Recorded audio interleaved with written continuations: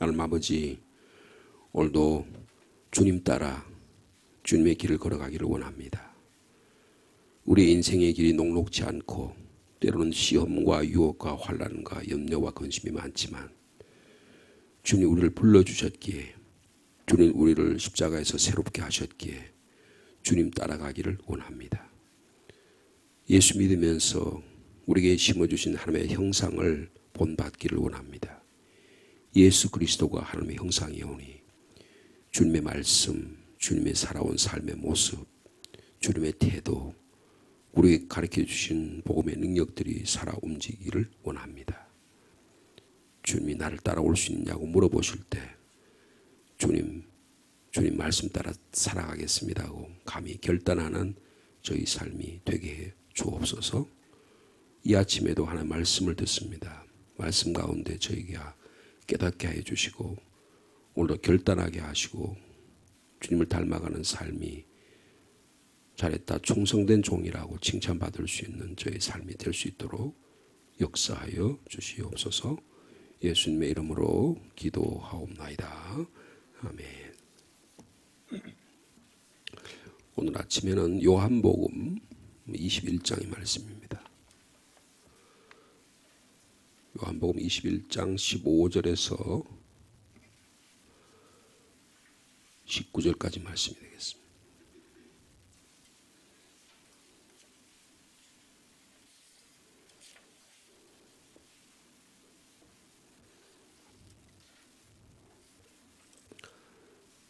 요한복음 21장 15절 말씀부터 19절까지 한 절씩 교독합니다. 그들이 조밥 먹은 후에 예수께서 시몬 베드로에게 이르시되 요한의 아들 시몬아, 내가 이 사람들보다 나를 더 사랑하느냐 하시니 이르되 주님 그러하나이다.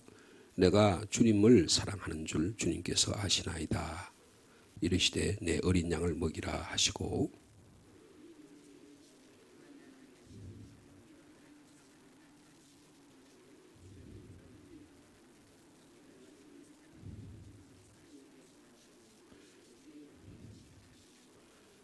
세 번째 이르시되 요한의 아들 시몬아, 내가 나를 사랑하느냐 하시니 주께서 세 번째 내가 나를 사랑하느냐 하심으로 베드로가 근심하여 이르되 주님 모든 것을 아시오매 내가 주님을 사랑하는 줄을 주님께서 아시나이다. 예수께서 이르시되 내 양을 먹이라.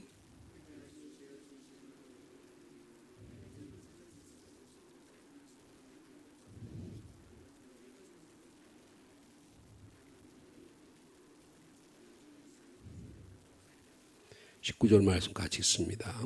이 말씀을 하시면 베드로가 어떠한 죽음으로 하나님께 영광을 돌릴 것을 가리키심이로라. 이 말씀을 하시고 베드로에게 이르시되 나를 따르라 하시니, 너무나 잘 아시는 본문의 말씀입니다. 베드로에게 향하신 네가 나를 사랑하느냐, 너가 나를 사랑하면 내 양을 치라, 목양의 사역을 부탁하신 그런 주의 말씀입니다. 베드로라고 하는 분은 성미가 좀 급했잖아요. 그리고 갈릴리 출신의 뱃사람입니다. 바다에서 험한 풍랑을 이겨내야 되면 강인한 그런 체력이나 인내심이나 의지를 가진 분이라고 볼 수 있습니다. 주로 바닷가에 사시는 분들은 굉장히 거칩니다. 왜냐하면 그 외적 환경이 너무 힘들고 어렵기 때문에 그것을 이기지 않으면 극복해 나갈 수가 없기 때문입니다. 예루살렘에 사는 사람들은 갈릴리 사람들 보고 저 갈릴리 것들 이렇게 표현했어요. 그러니까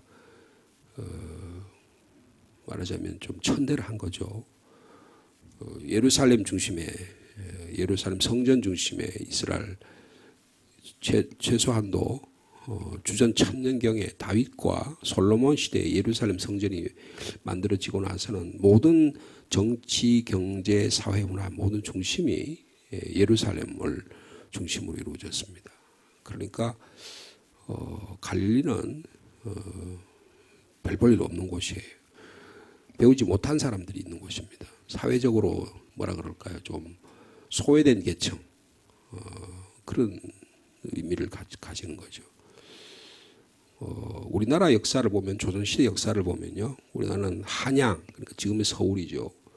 서울을 중심으로 한양을 중심으로 이렇게 권력이 모든 것이 집중이 되어 있었습니다. 그러니까 지방은 굉장히 소외를 받았습니다. 특별히 한국의 역사에서 보면 이조 시대, 그 조선 시대 역사를 보면 평안도 그리고 함경도 저 북쪽에 있는 사람들이 굉장히 천대를 많이 받았습니다. 그래서 심지어는요, 그런 사상이 얼마나 많이 물들여 있냐. 그러니까 그리고 주로 이 중심이 말이에요. 그러니까 한양, 경기도 그리고 영남 지역이 권력의 중심에 있었습니다. 그렇기 때문에 특별히 조선 시대에서는 유교가 정치의 이념이었기 때문에 유교의 중심이 영남 지역, 이황, 그리고 안동 지역이죠. 그런 지역에 굉장히 영향이 많아서요. 예를 들어서 관리로 나간다. 그러면 유학적인 사상을 이어받지 않으면 영남 학파 혹은 전라도의 기호 학파 이렇게 표현합니다. 이런 분들의 영적인 세례를 받지 않으면 관리로 나갈 수 없을 정도였었어요. 그러니까 저 이북 쪽에 있는 분들은요, 굉장히 많이 차별을 많이 받았습니다. 그래서 심지어는 제가 그런 기억이 나요. 저희들이 영남 지역에 사는 사람들이잖아요. 그럼 우리는 잘 모를 수 있어요. 근데 은연중에 양반 행사를 합니다. 저희들은 양반 집안도 아닌데 제가 안동에 자라서 안동 지역에서 자랐잖아요. 그러면 어릴 때부터 한 철 들어서부터는 반드시 어른 앞에서는 무릎을 꿇어야 돼요. 그리고 출필구하고 반필면 하라 그랬어요. 나갈 때는 반드시 아버님, 어머님 다녀오겠습니다. 인사를 해야 되고요. 갔다 오면 반드시 다녀왔습니다. 인사를 안 하면 유교 옛날식으로 하면 쌍놈이라요. 사람 인간에 그걸 못한다 그랬어요. 그리고 어릴 때부터 저는 초등학교 들어갈 때부터 동네 글방에 다니면서 한문을 배웠습니다. 그리고 예제를 배우고 그랬어요. 근데 저희 집에서는요, 우리 아버님이 그런 분위기에서 자랐죠. 예수 믿고 장로가 되고 그런데도 불구하고 우리 아버님 속에는 그런 유교적인 사상이 꽉 들어차 있었던 것 같아요. 그래서 저희가 서울로 이사를 갔는데 이사하는데 그게 서울에 말이에요. 우리 집사람을 비롯해서 그 서울의 그 교회가 대부분 이북 분들이었어요. 이북 분들인데 우리 아버님의 생각 속에 이북 사람들은 사람도 취급도 안 하는 거예요. 웃기잖아요. 그래서 뭐라고 얘기했냐면 이북 사람들은 속치마도 안 입고 다닌다. 예절도 없다 그 말이에요. 쉽게 말하면 그렇게 예의와 도덕과 관념과 이런 거 없다고 생각한 거예요. 그것이 바로 갈릴리입니다. 갈릴리라는 곳이에요.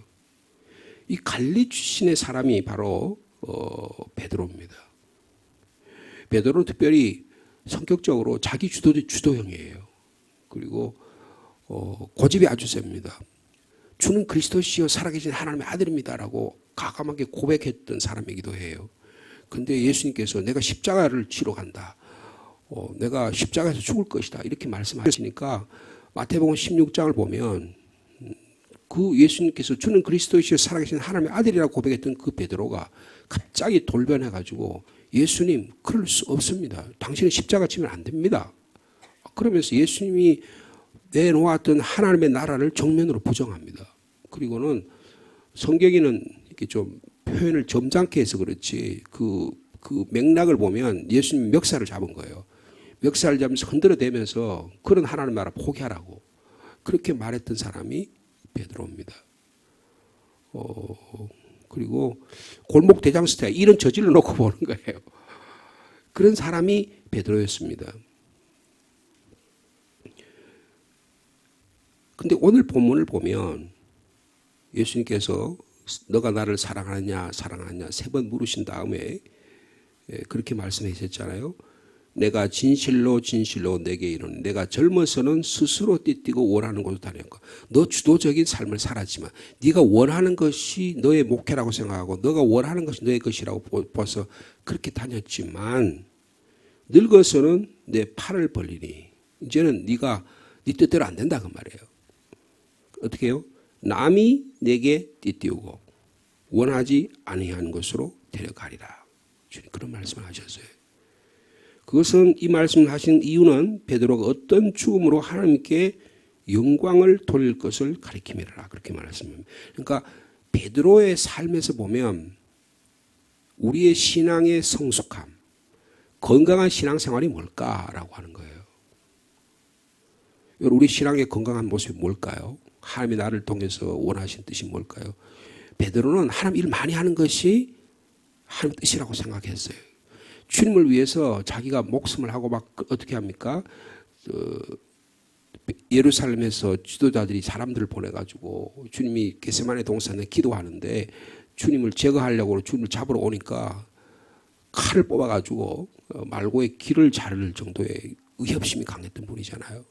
주님을 위해서는 내가 목숨이라도 다른 제자들은 다 주님을 버릴지라도 나는 결코 주님을 버리지 않겠다는 강한 자기 주도적인 그런 생각을 갖고 있었던 분이에요. 그런데요, 오늘 이 본문 예수님이 부활하시고 나서 주님이 이 명령을 주고 나서던 베드로의 삶이 완전히 변화됩니다. 성령 강림절 사건이 있고 나서 베드로의 삶이 전격적으로 변화되는 겁니다. 하나는 만들어 가시는 거예요. 여러분 코바디스라는 영화를 보셨잖아요.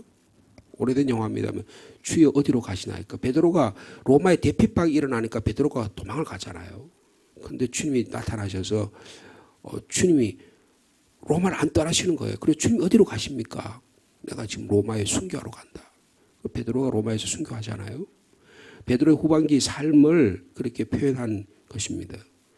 여러분 우리의 신앙의 성숙도는 내 같으면 가지 않을 곳, 내가 가고 싶지 않은 곳 그것을 주님이 이끌으신 대로 가는 삶이 성숙한 그리스도인의 삶의 모습이라는 거예요. 참으로 베드로에게는요, 그 리더, 제자들 중에서 수제자로서 부르셔가지고 제일 먼저 부르셔서 너는 나를 따라 사람을 낚는 어부가 되게 하리라는 그래서 큰 사명을 주셨는데도 불구하고 그 사명을 맡기신 예수님이 베드로에게 믿기 힘든 진실을 이야기하는 거예요. 참된 리더가 뭐냐? 참된 목회자가 뭐냐? 참된 그리스도인이 뭐냐? 왕같은 제사장으로 그리고 백성된으로서 거룩한 백성으로서 하나님 우리를 부름받았다고 하는데 베드로전서에서 2장 8절에서 그런 말씀을 하셨잖아요. 그죠? 근데 그런 리더는 내가 알지 못하는 곳, 내가 바라지 않는 곳, 내가 고통스러운 곳으로 이끄는 대로 가는 자가 영적인 리더라는 거예요. 이것이 성경이 우리에게 말하는 것입니다. 가톨릭 신부이긴 하지만요. 기독교 현대 1960년대, 70년대, 80년대에 많은 영적 영향을 끼친 그런 분 가운데 미국의 하버드 대학에서 그런 여러 가지 교수로 활동하고 또 나중에는 캐나다의 토론토라는 곳에서 이 약한 사람들 헌신했던 헨리 나우엔이라는 분이 있어요. 저희들이 캐나다에 저희들이 처갓집에 한번 저희들 처형집에 갔을 때 그 헨리 나우엔이 일했던 곳에 한번 가본 적이 있었는데요. 그 헨리 나우엔이 이런 표현을 했어요. 그리스도인이 걸어가는 길은 위로 올라가는 길이 아니라 위로 올라가는 길은 우리가 세상에 뭘 위해서 투자하고 세상을 향하는 방식은 위로 올라가는 길입니다. 어떻게 하면 대통령이 될 거냐, 어떻게 하면 국회의원이 될 거냐, 어떻게 하면 권력을 차지할 거냐, 어떻게 하면 남을 누르고 내가 내 자신을 드러낼 거냐. 이게 세상의 길이잖아요. 근데 그리스도인의 길은 위로 올라가는 길이 아니라 아래로 내려가는 길이다 표현해서 우리 너무나 잘 아는 말씀입니다. 그게 뭡니까? 예수 그리스도의 십자가라는 거예요. 영적 생활의 겸손함은 줏대 없이 다른 사람의 결정하는 대로 막 따라가는 그래서 야, 저 사람 진짜 겸손하다. 그런 게 겸손함이 아니라 예수님이 가라면 가고 예수님이 멈추라면 멈추고 예수님이 인도하는 대로 너가 젊었을 때는 네가 띠띠고 네 먼 대로 갔지만 이제는 그게 아니야. 내가 원하는 대로 가는 거야 라고 주님이 말씀하셨는데 그런 삶을 사는 것이 진정한 그리스도의 삶이다. 그렇게 표현했습니다. 우리가 잘 아는 김진홍 목사님이라는 분이 계시잖아요. 그분 지금 의정부인가요? 어디 그쪽에 거기서 의정부에서 그쪽에서 지금도 교회를 목회를 하세요. 80이 넘으셨는데 그분은 젊은 시절에 우리 지금 서울의 대구의 계명대학을 졸업하시고 아마 대학원도 하셨을 거예요. 철학을 공부하신 분이에요. 그래서 신학대학원을 졸업하고 이분은 내가 청계천에 이 소외된 자들, 청계천이 예전에는 지금 청계천 여러분 혹시 가보시면은 옛날에는 그 청계천 막 거기가 전부 다 청계천이 그 3일 빌딩으로부터 쫙 끝까지 막 거기가 주로 뭐라 그럴까요? 장사하는 사람들이 양쪽으로 쫙 그런 곳이거든요. 근데 지금은 이명박 서울시장 할 때 거기를 해가지고 거기를 복개 공사를 그걸 다 철거를 하고요. 그 고가도를 철거해가지고 거기 지금 아주 서울의 명성지 가운데 하는 곳입니다. 근데 그때는 1960년대, 70년대는요, 거기가 굉장히 막 빈민들이 사는 곳이었어요. 그 빈민들을 위한 내가 목회를 하겠다. 이렇게 김진홍 목사님 그때 30대였을 거예요. 30대 초반에 그런 일을 했습니다. 근데 그때가 어떤 때가냐 하면 유신 때였었어요. 박정희 대통령이 장기 집권을 하기 위해서 유신이라는 헌법을 고쳐가지고 유신을 해서 독재를 시작했습니다. 그래서 이 김진홍 목사가 청계천에서 이 빈민 사역을 하면서 반대를 한 거예요. 유신 독재를 반대한 거예요. 그래서 이분이 징역 3년인가 이렇게 형을 받았습니다. 감옥 간 거예요. 그런데 그때부터 이분의 삶이 완전히 변화됐습니다. 그분이 쓴 책이 낮은 대로 임하소라는 책인데요. 제가 젊었을 때 그 책을 읽고 많이 목회자의 길이라는 게 저런 길일 수 있겠구나 그런 생각을 한 적이 있었는데요. 이분이 이 낮은 대로 임하셔서 그 책의 내용에 보면 감옥에 가요. 감옥에 가서 십자가의 주님을 만납니다. 그 겨울에 차가운 그 감옥방에서 성령 체험을 해요. 그래서 진정으로 하나님을 체험합니다. 그러니까 뭐라 그럴까요?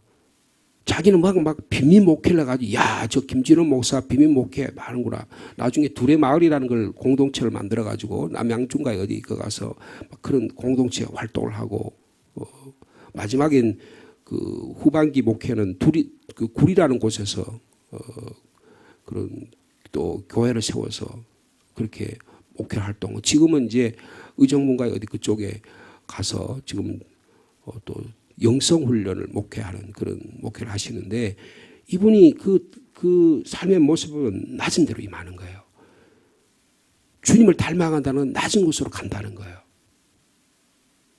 여러분 모세가 그렇지 않습니까? 모세는 나라와 민족을 위해서 구원할 수 있는 길에 자기가 40세 때에 바로의 아들로 입양이 돼가지고 이 애굽의 모든 문화와 정치, 경제, 군사와 모든 지도자로서의 리더십을 다 받잖아요. 근데 그걸 가지고 할 수 있다고 생각했는데 자기 민족을 구원할 수 있다고 생각했는데 좌절되었습니다. 그리고는 40년 동안 무명의 생활을 해요. 꿈이 좌절됩니다. 절망의 40년을 지나는 거예요. 처가살이 40년을 합니다. 하나님의 부재를 체험해요. 그때서야 낮고 낮아서 이제는 더 이상 내가 아무것도 할 수 없구나라고 하는 때에 하나님이 나타나셔서 하나님 그를 사용하셨어요. 제가 40이 넘어서 목회를 시작했잖아요. 목회를 시작한 게 아니고 40이 넘어서 신학교를 들어가서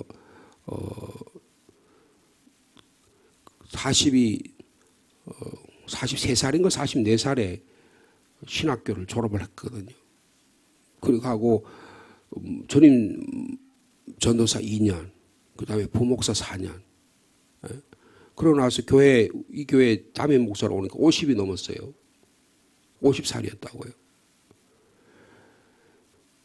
근데 제가 목회하는데 가운데 가장 어떻게 주님 나를 불러주시는 걸 한번 생각해 보니까 가장 어려울 때 하나님 나를 불러주셨어요. 그때가 1997년에 IMF가 생겼습니다. 아버님이 사업을 하셔서 저는 막 그 독일의 유학생들 한 절반은 아르바이트를 합니다.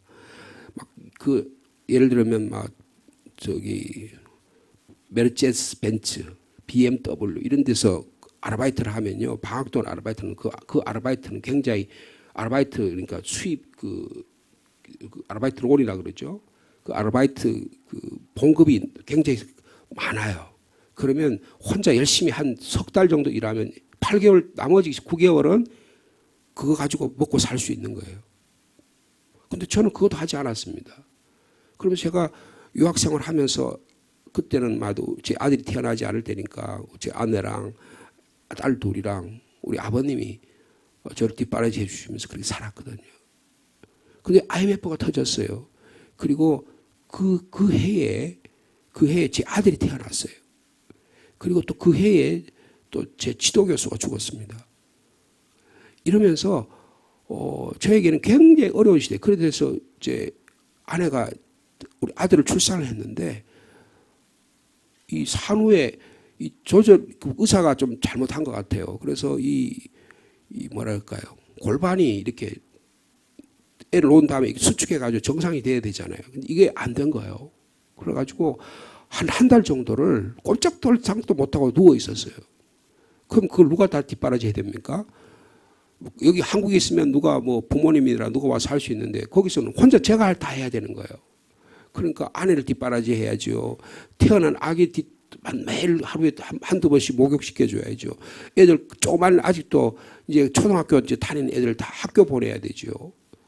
그러다 하니까 제가 한 달쯤 하니까 제가 허리가 삐끗해가지고 도저히 견딜 수가 없는 거예요. 그래서 저희 어머니가 오셨어요. 우리 처갓집에 장모님이 안 계시니까 또 우리 처갓집 식구들은 주로 외국에 사니까 그래서 우리 어머니 오셔가지고 하다가 안 되겠다 싶어가지고 이거 이래다가 아들 이거 공부도 못하고 아무도 못하겠다 싶으니까 그냥 어느 날 갑자기 짐 싸가지고 우리 집사람이 애들 데리고 한국에 들어온 거예요. 그런 과정 가운데 제가 주님을 만났어요. 주님을 만났다는 거 예수 믿었다는 게 아니고 주님이 나의 삶에 어떻게 나를 인도하시는가. 저는 개인적으로 그때가 가장 어려운 시대였었습니다. 어려운 시절이었어요. 가장 어려운 순간에 가족도 귀국하고 지도교수가 죽고 그리고 우리 자녀가 태어나고 경제적으로도 그런 어려움들이 생기는 이런 때에 주님이 저를 만나 주셨어요. 그래서 저는 매일 아침에 일어나면 제가 있던 그 숙소의 앞에 가든이 있었어요. 가르텐 이런 개인적으로 하는 가든이 이렇게 쫙 한 몇십 명 막 그런 사람들이 하는 그런 가든이 있었습니다. 그 봄이 되면 그 꽃이 피고 그리고 거기 참 조용한 곳이에요. 거기 아침에 일어나서 매일 거기를 거닐면서 1시간 정도 거닐면서 주님과 대화하고 주님의 뜻이 무엇일까 그런 경험이 있어요. 여러분 오늘 본문에 보면 이 베드로가 젊었을 때 자기가 원하는 거. 그래서 제가 예를 들면 우리 가족이나 우리 부모님이 기대하는 게 뭐예요? 이렇게 내가 아들과 남편에게 투자를 했으니까 제가 열심히 공부해서 소정의 공부를 해서 학위를 해가지고 한국에 돌아와서 대학의 교수를 하는 것이 제 꿈이었고 그 일이었잖아요. 그죠? 이게 아니라 목회 길을 가도록 저를 인도해 주셨다고요. 전혀 후회하지 않습니다. 근데 그 길이 쉬운 길이 아니에요. 목회자의 길은 십자가의 길이에요. 고난의 길입니다.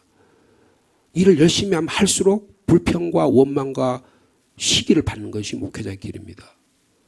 우리가 예수 제대로 믿으려면 다 그렇게 돼 있어요. 예수 제대로 안 믿고 대강대강 설렁설렁 교회 다니고 그러면 절대로 남에게 욕 들어먹지 않습니다. 내가 신앙생활에서 한 번도 욕 안 들어먹었다. 그건 신앙생활 안 한 거예요. 내가 교회 생활에서 막 욕 많이 얻어먹었다. 그럼 신앙생활 열심히 한 거예요. 내가 바른 길을 가려고 하면 반드시 십자가 길을 걸어가게 되어 있는 것입니다. 여러분 우리의 신앙이요. 주님 우리를 사용하실 때는 위로 올라가는 길이 아니라 낮은 길로 가기를 주님이 원하신다는 것입니다. 오늘 베드로가 그런 길을 너는 젊었을 때는 스스로 뛰고 원하는 곳으로 다녔지만 이제 늙어서는 네가 원하는 게 아니고 내가 원하는 주님이 원하시는 주님이 이끄시는 길을 걸어가는 길이다.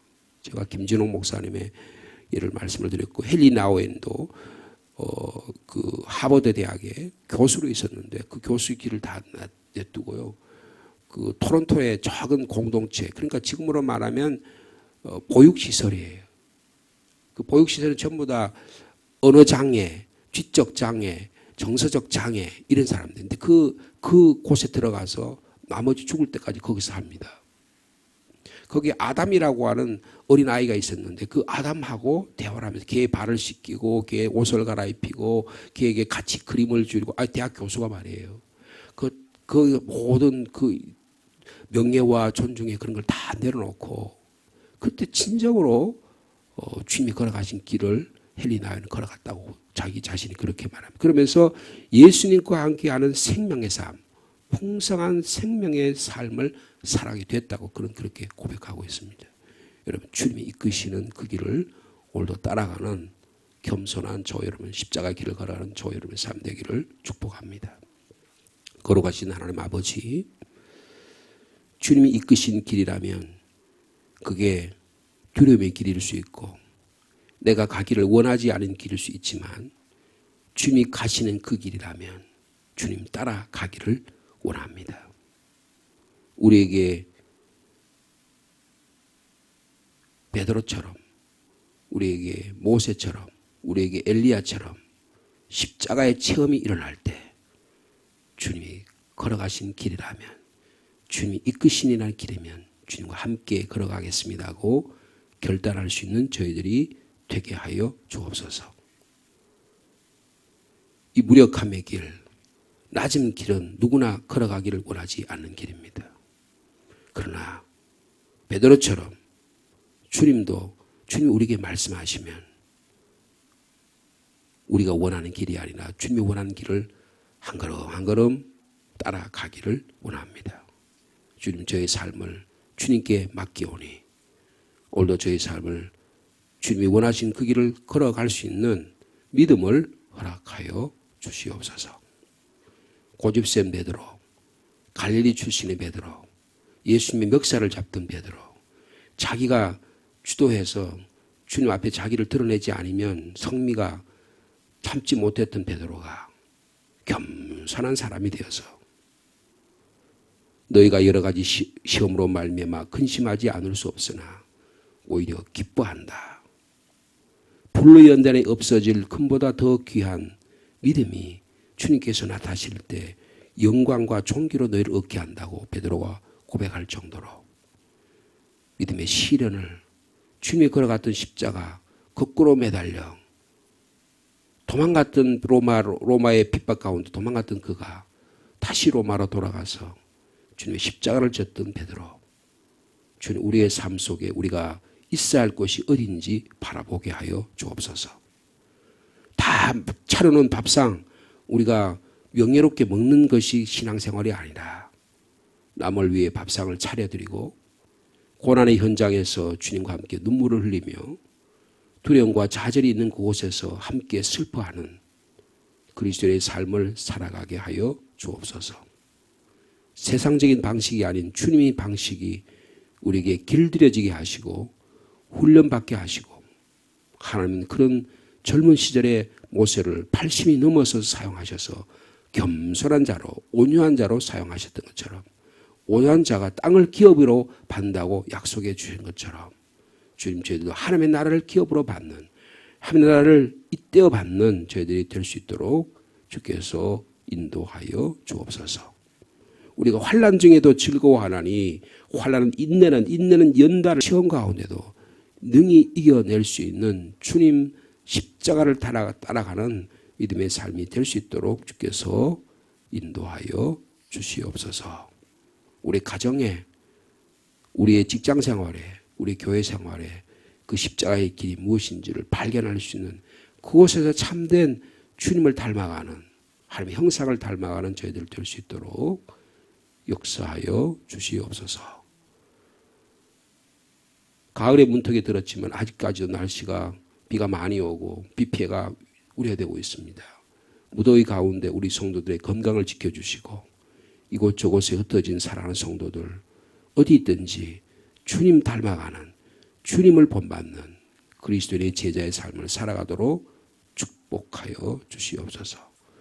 하나님의 교회 든든히 서게 도와주시고 또 하나님의 여러 가지 목회 일들과 목양의 일들 그리고 우리 그리스도인의 교회를 향한 하나님의 사랑의 마음들이 잘 새겨져서 또 이 여름을 잘 마감하고 가을을 준비하는 나날들이 될 수 있도록 주께서 함께하여 주옵소서. 군문에 나가 있는 자녀, 직장과 일터와 생업으로 공부로 여러 가지 일로 외국에 나가 있는 흩어진 자녀들도 하나님 일일이 붙잡아 주시고 믿음이 식지 않도록 주께서 함께하여 주옵소서. 질병으로 고통당하는 자들이 있습니다. 코로나나 혹은 독감이나 여러 가지 연약함으로 주님께 간구하는 자들이 있습니다. 수술을 앞둔 자도 있고 수술 위에 치료하는 자들도 있습니다. 병상에 누워 있는 분들도 계십니다. 이 시간 찾아가셔서 한 분 한 분 어루만져 주시고 주님께서 치료의 광선도 허락하여 주옵소서. 삶의 형편으로 무엇을 먹을까 무엇을 마실까 일용할 양식을 위해서 기도하는 자들도 있습니다. 주님 직장을 주시고 일터를 주시고 학업을 주시고 생업에 불편함이 없도록 주께서 함께하여 주옵소서.